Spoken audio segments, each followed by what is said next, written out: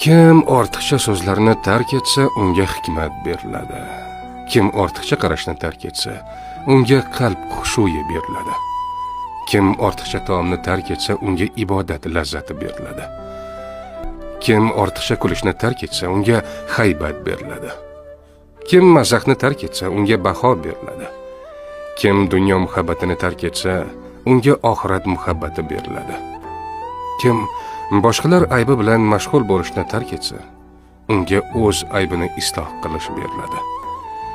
Kimning kulgusi ko'paysa, haybati ozayadi. Kimning so'zi ko'paysa, uning xatosi ko'payadi. Kim insonlarni kamsitsa, o'zi ham kamsitiladi. Kim biror narsaga ko'p mashg'ul bo'lsa, shu kasbi bilan taniladi. Kimning kibri havosi ko'paysa, hayosi kamayadi. Kimning hayosi kamaysa, taqvosi kamayadi.